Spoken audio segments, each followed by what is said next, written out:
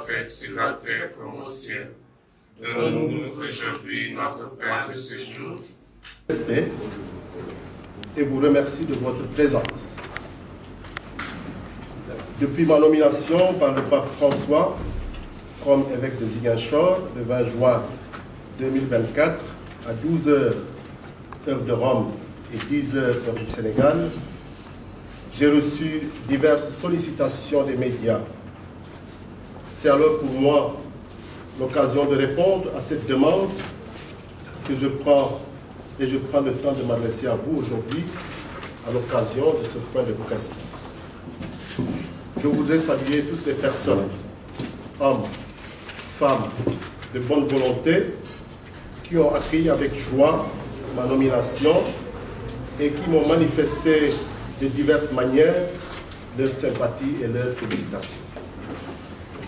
Je salue particulièrement les nouvelles autorités de notre pays, le président de la République, son Excellence, M. Bassirou Diomaye Diakhar Faye, son Premier ministre, M. Ousmane Sonko, et tous les membres du gouvernement, sans oublier toutes les autorités administratives, civiles, militaires, politiques, religieuses et coutumières, particulièrement celles de notre région de Ziguinchor. Je les rassure de ma communion brillante et ma collaboration pour un Sénégal prospère et pacifié.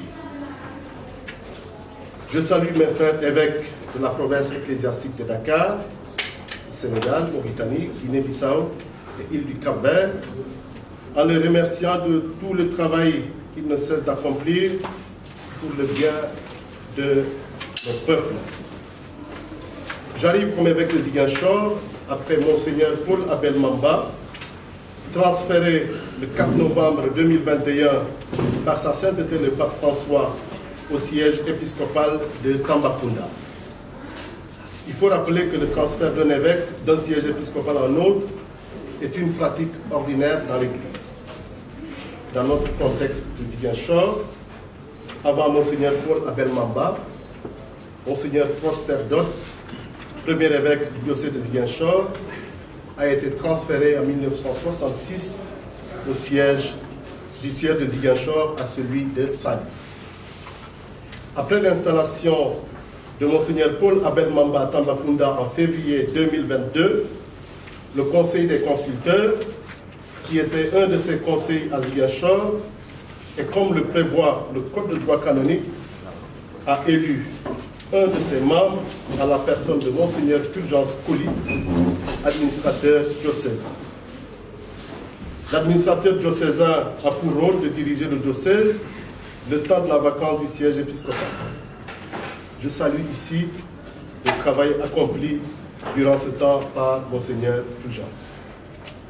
Sa sainteté le pape François m'a nommé évêque de Ziguinchor et cette nomination, comme je l'ai dit tout à l'heure, a été rendue effective le 20 juin ici à Ziguinchor. Le nonce apostolique, ambassadeur du Saint-Siège au Sénégal, avait convié tout le presbytérium de Ziguinchor, c'est-à-dire tous les prêtres, diocésains comme religieux, à une rencontre à la cathédrale Saint-Antoine de Padoue à 9h30. C'est au cours de cette rencontre qu'il m'a été signifié à 10h, en synchronisation avec Rome, ma nomination comme évêque du diocèse de Ziguinchor. Je remercie sa sainteté le pape François pour cette marque de confiance. Je remercie également le nonce apostolique au Sénégal, Monseigneur Valdemar Somertag, qui a conduit toute la procédure de la nomination. Je mesure bien le poids de cette charge. Ziguinchor est un diocèse important dans notre pays, partageant avec le diocèse voisin de Kolda une situation fortement marquée par ce qui est appelé conflit casamance. Cette situation impacte évidemment sur l'annonce de l'Évangile, qui est ma première mission. Pour mener cette mission, je voudrais d'abord compter sur les forces vives de notre diocèse, les prêtres, les religieux et religieuses, les fidèles laïcs. Je voudrais aussi compter sur l'État et nos frères et sœurs des autres religions, nos frères musulmans et ceux des religions du terroir, puisque nous sommes tous embarqués dans un même destin, qui est celui de notre pays, le Sénégal. Dans le processus de nomination d'un évêque, il y a des étapes. Après l'étape de la nomination, suit celle du sacre et de l'installation sur le siège épiscopal à la cathédrale. Du point de vue du droit, l'ordination se fait 3 mois après la nomination, ce qui nous amènerait au mois de septembre 2024. Mais les conditions climatiques et les occupations des diocésains en cette période rendraient difficile l'organisation d'un tel événement. J'ai alors sollicité par le nonce apostolique à Rome une dérogation. Nous attendons la réponse effective. Cependant, en attendant mon ordination et mon installation, Monseigneur Fulgence Coly continue d'administrer le diocèse de Ziguinchor. Vous comprendrez donc pourquoi il m'est difficile pour l'instant de répondre à diverses questions.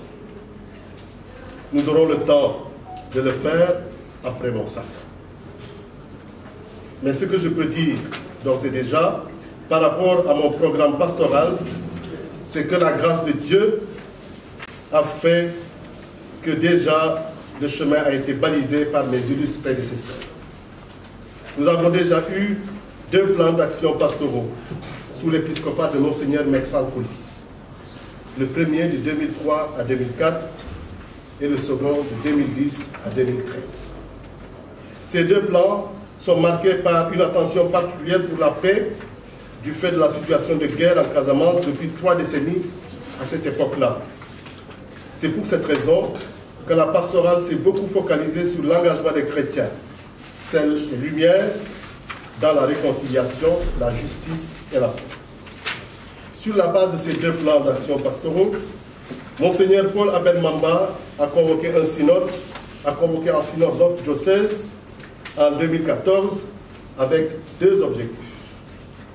D'abord, approfondir la connaissance de l'espace socio-culturel du diocèse et ensuite affiner les stratégies de l'annonce de l'Évangile pour un meilleur enracinement de la foi au sein de notre Église diocésaine.